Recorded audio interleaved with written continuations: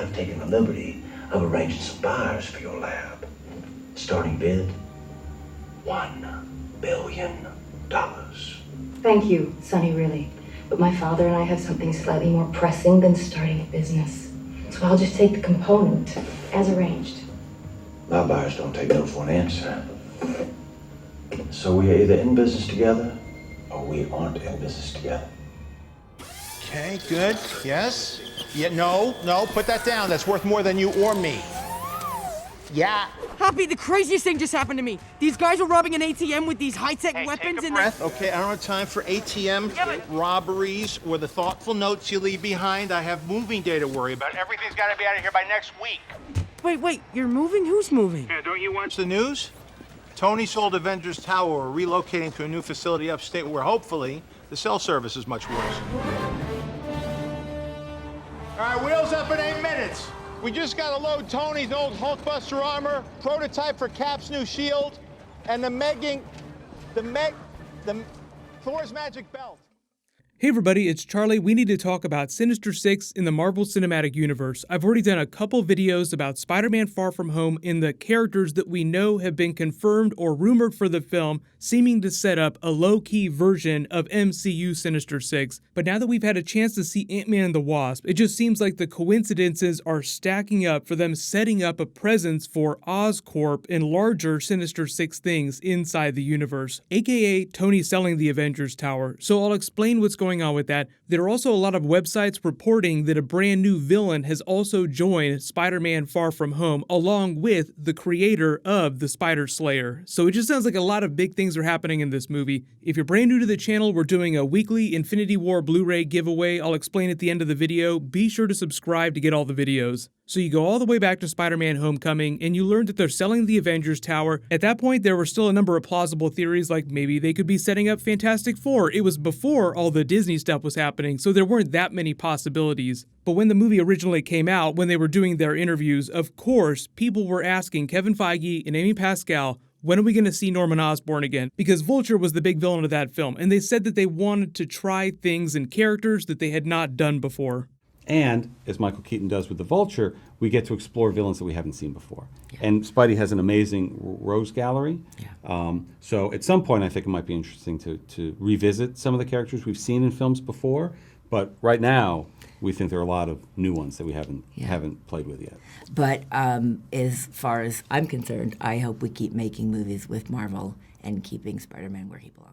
In another interview, Amy Pascal also said, I think there are certain characters, I don't think there's anything more to say about them right at this minute. I think we have to try and be fresh with it. Now, she was talking about Homecoming, so obviously she's saying that, we just tried to do a version of Green Goblin a couple different times in a row, so we don't want to go right back to that well. But the way Kevin Feige plays that game, Thanos style, is that you just tease things early on that become Easter eggs that you turn into big plot points later on when you pay them off. Like Nick Fury teasing to Iron Man that there are other superheroes out there. You're part of something bigger a couple years down the road that turns into the big Avengers franchise. So even though they almost got there during the Andrew Garfield era, they have not done genuine Sinister Six team-up in the Marvel Cinematic Universe. So even though I don't think the character Norman Osborn is in Spider-Man Far From Home, I do think that he will ultimately be behind the machinations of the Sinister Six because somebody has to bankroll all this tech. And that's where that Ant-Man scene comes in, where you have Sonny Birch saying that he works for a group of people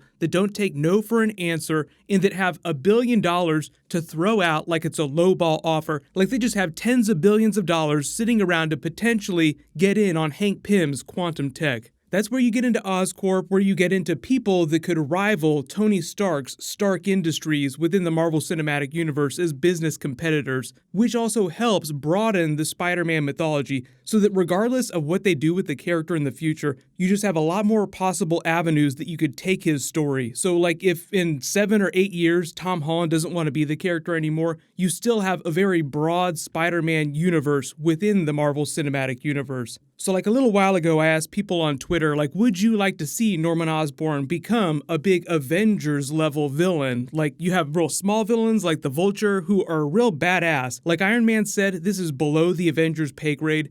think about quantum tech as a way to bring that to an Avengers level threat, and that's something that Oscorp and Norman Osborn would want to get their hands on. The big reason why I don't think that he's in Spider-Man Far From Home is because they would have probably told us that they were going to cast him, because it would be very marketable. It would get people so much more excited about the film if he were going to be fighting Green Goblin. And for the most part, they've been hyping up Jake Gyllenhaal's Mysterio is the main villain, and we still haven't heard about him officially. I think that's probably because they haven't needed to film any scenes with the actor without his helmet on. You really only need to cast actors when you need them in scenes as themselves. You could put any stuntman in a Mysterio suit and nobody would know the difference. Most of you on the Sinister 6 video a while ago I did were like, wow, this is a lot of villains. I hope they don't put too many in here. So that is why this new villain that websites are reporting has joined the film is Molten Man is probably not that big of a character. Like, obviously he doesn't sound like that big of a deal. He might just be a bit part. He might not even have special powers. The reason why all these websites think that he's in the film is because they're making toys for the film based on his character. So people are like, why would they make a toy for a character that's not even in the film?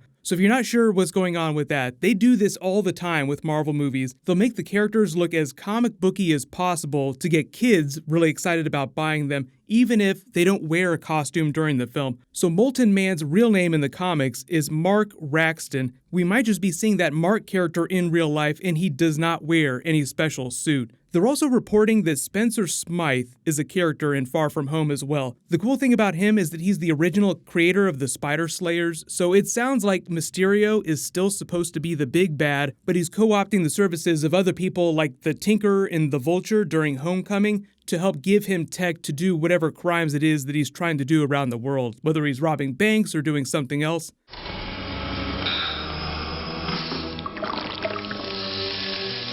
Not too close, Osborn. That acid's the only thing that can penetrate the Black Widow's armor. We're almost ready. So even though Jake Gyllenhaal is a huge get for the Marvel Cinematic Universe, and he could totally lead a version of the Sinister Six by himself, I'm just hoping that there is somebody behind that will try to put the team together. Like, look, all of you hate Spider-Man. Why don't we work together? So Marvel's been laying all these Easter eggs for Oscorp. Do you actually want them to pay that off? My worry is that the lawyers between Marvel and Sony in that sharing arrangement will get in the way of really cool story that they're trying to pay off. So hopefully they'll be able to integrate more Norman Osborn into the MCU later on without any big problems. But I do fully expect them to re-sign that sharing arrangement, and they'll announce a third Spider-Man film sometime late next year. But as far as I'm concerned, I hope we keep making movies with Marvel and keeping Spider-Man where he belongs.